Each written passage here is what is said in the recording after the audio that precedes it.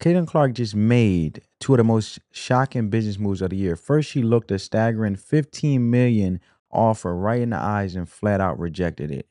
And we're going to show you exactly where that money came from and the real reason she said no.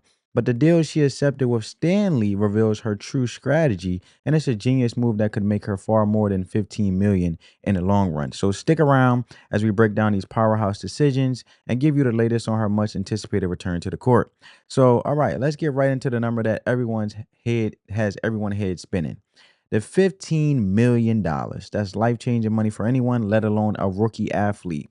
So where did this unbelievable offer come from, and why on earth would Caitlin Clark turn it down? So the offer, as you guys can see on the article on the screen, was from the Big Three, the three-on-three basketball league founded by the one and only Ice Cube. And the first offer was already huge, a cool 5 million ball. But in a sign of just how desperate they were to get Clark, they tripled it, blowing it up to a massive 15 million.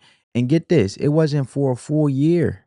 It was for a 10-week season. The pitch was simple. Come play in the Big 3, be the undisputed star, cash a paycheck that makes most pro basketball salaries, men's or women's, look like pocket change, right? And this was an aggressive and honestly brilliant move by Ice Cube, and he saw the Caitlin Clark effect, baby, in the sold out arenas and the insane TV ratings, like, and the buzz she's brought to the WNBA. But landing her would have been a game changer, instantly putting the Big Three on the map globally, baby. And the fan reaction exploded because on one side you had people who couldn't believe it, questioning how anyone walks away from that kind of fortune, and on the other you have fans praising her loyalty to the WNBA and her team, the Indiana Fever. And when you remember her WNBA rookie salary, the decision seems even crazier because this immediately threw gasoline on the fire of the pay disparity debate in pro sports. If a three-on-three league can offer this,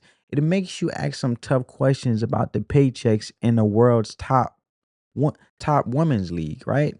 But for Clark, this decision wasn't about the immediate cash; it was about playing the long game. So why say no to a generational player? The answer isn't simple. It's a mix of loyalty, ambition, and a killer brand strategy. And first and foremost, she's all in on the WNBA. Caitlin Clark didn't just show up, she arrived on a mission to elevate the entire league. And she's been clear about wanting to grow the women's game and inspire the next generation.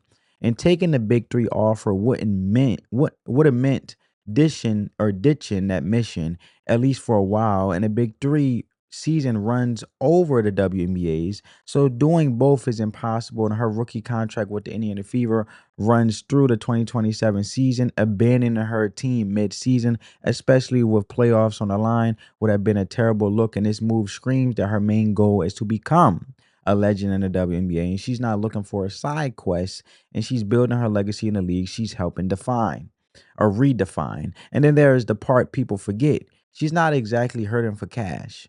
Caitlin Clark is a marketing machine.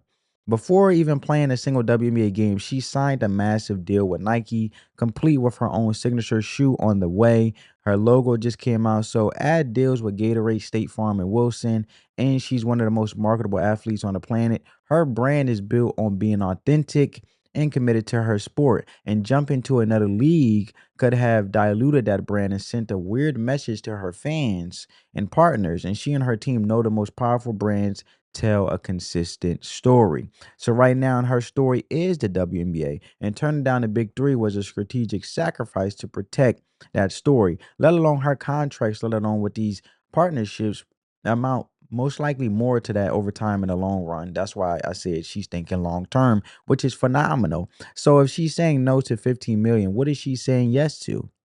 This brings us to her other huge business move. Caitlin Clark holding a Stanley Cup. Yes, this is her other business move. While the dollar amount isn't as flashy, it's just as smart because her new partnership with Stanley, while sidelined with her injury, her team landed a deal with one of the hottest brands out there. Stanley, the company behind the viral Quencher tumblers, isn't just a cup.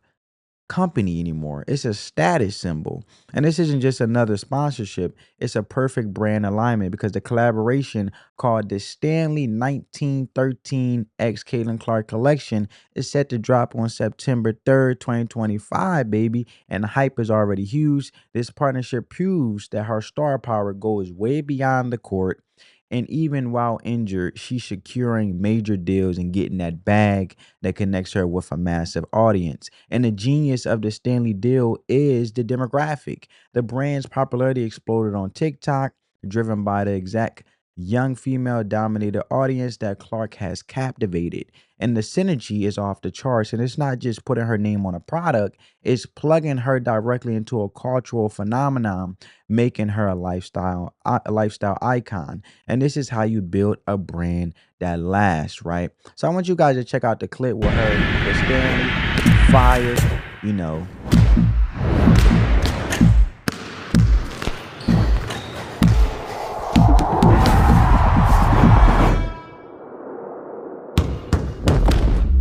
You gotta love it, man. You gotta love it. So where I was getting to was when you put these two moves together, turning down big threes, cash, and embracing the Stanley partnership, her master plan became or becomes crystal clear because Caitlin Clark is playing chess, not checkers. She's choosing long-term brand power over a short-term payday, and turning down the fast money from the big three was a calculated move to protect her identity as a dedicated WNBA superstar. And taking that deal could have painted her as someone just chasing the biggest check, and by saying no, she doubled down on her image of loyalty and dedication. And at the same time, the Stanley deal shows she knows her net worth. It shows a deep understanding of modern marketing. Instead of taking the loud money, she went for a smart partnership that deepens her connection with her core fans and expands her reach. And this is exactly how legends like Michael Jordan with Nike or LeBron James with his business empire did it. Their success wasn't just about why they did it on the court, it was about smart, strategic brand building. And it looks like Clark and her team are betting their earning potential from a curated list of top tier endorsements will eventually blow that 15 million offer out the water, baby. And it's a bet on herself, on the WNBA's growth, and on her own star power. And from where we're sitting, it looks like a damn good bet, baby. So, of course, none of this matters without the game. So the question every fan is asking is when she's coming back. Clark has been out since mid-July 2025 with a right groin injury and her third muscle issue in what has been a grueling sophomore season. And after playing just 13 games, the physical toll of the league is clear. And any interfering head coach Stephanie White are being smart and cautious because White has been firm that there is no timeline for Clark's return. The team is in a tight playoff race and needs their star, and they refuse to rush her back and risk a more serious injury. And the coach laid out a clear checklist. Clark has to show she can play major minutes, handle the physicality, and perform even when she's tired. And these aren't just suggestions. They are essential to make sure she's 100% ready for the playoffs. And the good news, she's making progress. Recent reports say she's back in non-contact drills and team walkthroughs, which is a great sign. And Coach Stephanie White is hopeful Clark can return before the end of the regular season, which would be a huge boost for the Fever. For now, it's a day-to-day situation, but all signs are pointing towards a return sooner rather than later. Do I suggest that she go? No, I suggest that she wait until next season. But however, the good thing is, and what I want to focus on mainly is the positive thing, as in she's progressing, which is always a beautiful thing. So when you step back and look at the whole picture, Caitlin Clark's recent moves makes perfect sense. She turned down an insane amount of money to prove she's committed to her league and her brand. And then she used that powerful brand to sign a brilliant deal with a cultural giant like Stanley. And she's navigating her sophomore year, injuries and all. Well, I guess you could say it's her rookie year with all these injuries because she was an ironclad. But her sophomore year with these rookie injuries, with a maturity you rarely see, and she's making tough calls and keeping her eye on the ultimate prize, building a legacy that lasts. Because if you realize LeBron James and Michael Jordan's, they build their brand surrounded around a certain type of style, whether it's the shoes, whether it's the clothes, things that people can feel resonated with the player because it's a certain style or something branded from their logo and things like that, where they always can feel connected to the player. Like, oh, I'm wearing Caitlin Clark shoes. Oh, I'm drinking Caitlin Clark cup. So especially when it comes to the woman, man, I tell you, they're very sentiment when it comes to these decorative cups, especially when they on a when they on a athletic, or I should say fitness journey. They want to be walking around with they gulp gallons of water, taking in all this water in a day, trying to feel like a blowfish but feel fit at the same time. Just joking around because you know you get bloated when you drink a lot of water. But you guys get my drift. I feel as though she is doing what Michael Jordan, LeBron James do.